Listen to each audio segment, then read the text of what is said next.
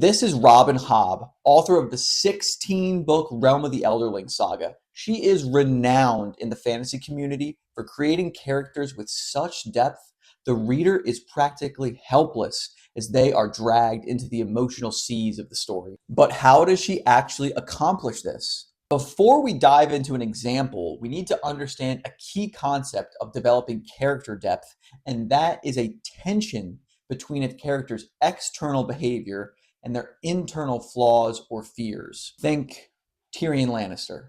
To illustrate Hobbs' expert development of this tension, we're going to look at the antagonist of her novel Ship of Magic, the infamous Kyle Haven.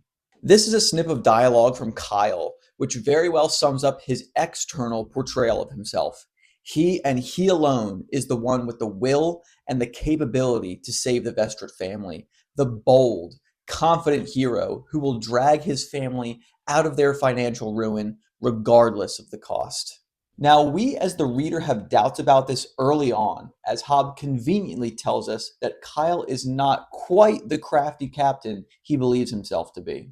Kyle is not a POV character, but we know his internal flaw is extreme insecurity because any challenge to his authority is met with hostility and eventually violence. We see it here with his sister-in-law Althea, and then again later in the story with his son Wintro. This tension is ratcheted up as Kyle is immediately regretful in both instances, and by being shown this sliver of a conscience, you as the reader believe maybe he does want to save his family, but despite this, his actions are controlled by his pride and his insecurity. And it is that tension right there that gives Kyle Haven his depth and makes him an interesting antagonist. And of course, the real magic of Robin Hobb's writing is her ability to create this complexity throughout her whole cast of characters, which makes a story steeped